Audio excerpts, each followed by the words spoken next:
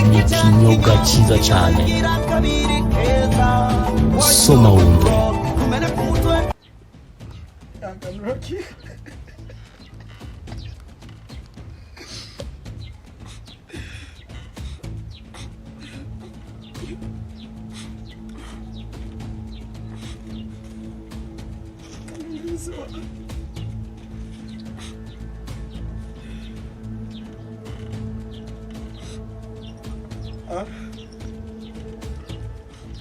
Sinavuze ikibazo amahera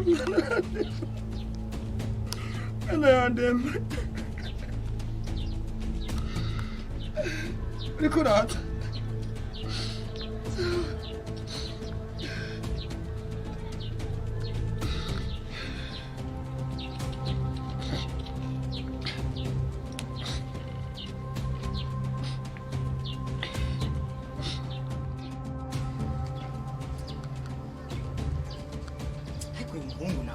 misi yose ngo afise ibibazo nije ngiye gutunga umuryango wiwe akangene ndawe byanje binuko jenashitse bite no ni mwana kwaye anagi arandembanye kanageze kumfiro bwe nenda guhamagara ndaba yuko wamfasha ungurana amafaranga ndabako numucana kwa muganga ageze kumfira none minuko umviriza minuko umbe uyu mwana aragwaye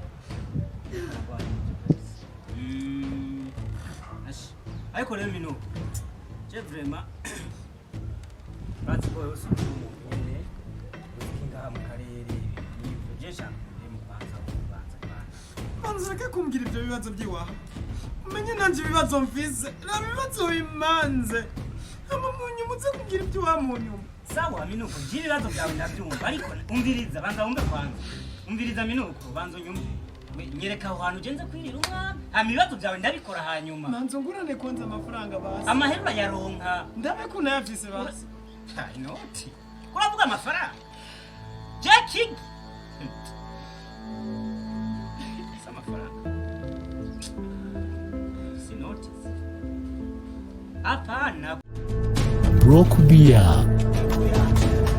mukebe kuguma waya maboko nasa amafaranga ndaguherekeza ariko umenye yuko ucuma amahera kujana umwana kwa muganga wowe ibibazo byawe biraba hanyuma bana mama anish sinoti nyaruka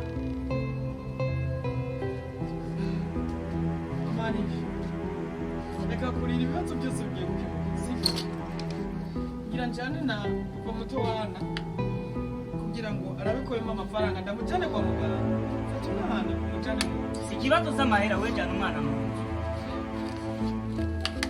nzu ikibazo cy'amafaranga cyarakemutse iwanjye we tugende gusa umwana nawe tumujyane kwa muganga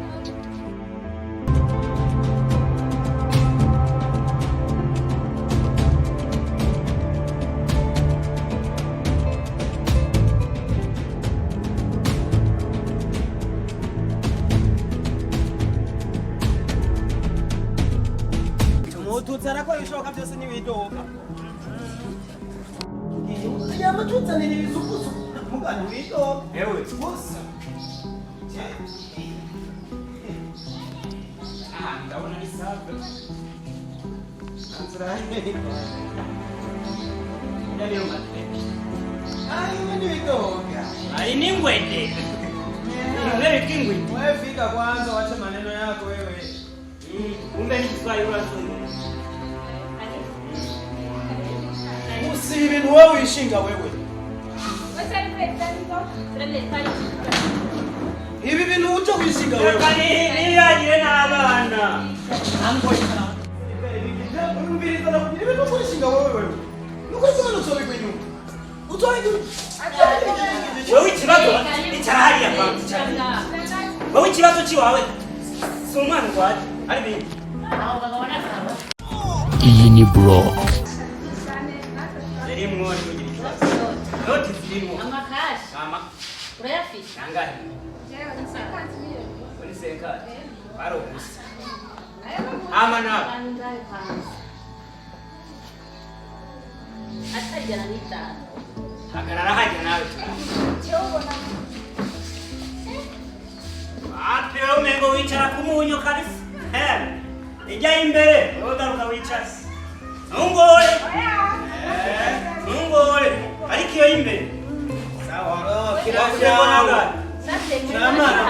ibihumbi ijana n'itanu kandi kamada kwa urafisa gatumbi jewe none icyo gakingi ntabwo narira umunyu mwishashe nambombo bashyira mwishashe ugiye kwikwegera ibigori ngo gipfuye umviriza minu urafisa gatumbi je kiki ndiyizi nawe wimenye n'umuryango wawe ugira upfe ujya mwana wawe agwaye iki anza mumbe twakubwera urafisa gatumbirizo je nkora namuta gafije ndagafisa ongera kuri ditanu ijana na 55 icyo si kibazo genda ugafise icyo si kibazo we tugende genda ugasize mu maboko icyo si kibazo je ndongera amahera mugabo nta muntu arire munyomi imbombo mwishashe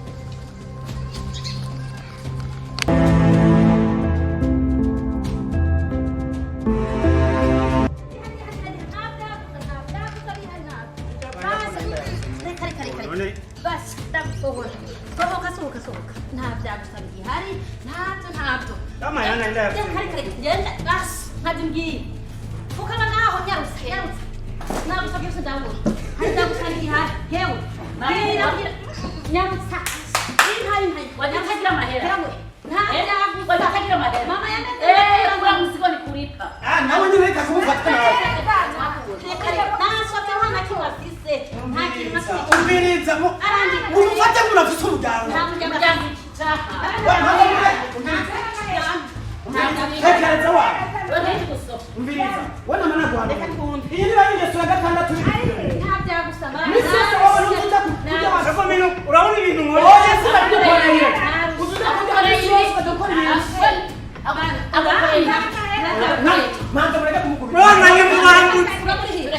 ndamurihira kuko mwene wacu ndamukunda sibyo urayaje twavuga rero mwatugenya ngahe ijana no kanwa yarutsa ndaheriye mugambo mureke kumufata none muca munyambura ariko murakunyambura reka namwe kunyambura murekura muri hareza gusaba igihari ntabyo fatwa bihera byawe mpaneza byankaneza sinayatayataye hasi aho nawe uragiwimo inka neza ndayakuye mu mahoro impaneza ntabyo gusaba igihari mama narusi ariko urabona ibyo nkoreye wewe urabona akazi nakoze urabona ibyo ukoze wewe reka ugicuti bomba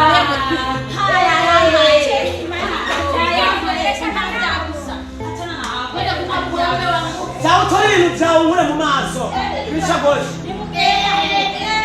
nani warishe iyi ni mariyeti nyonyonyonyonyo nta n'isoni ufise toka out uriko wirukana ahandi kuko uramanza bafise siza minu ikibazo cyawe urabona ko gipfuye amahera yose naringize barayasoza gipfuye ibiki zingira niyibi umva ndakubwire ugicuti ukinogora intuntu kandi umenye yuko akataretse kaba gasema ujyana amanagwana ntiwumva ujya nk'inka ugapfa nk'imbwa nuba wanjana mu bakiriya bacungana mu bisuma ukubiswe nk'umwana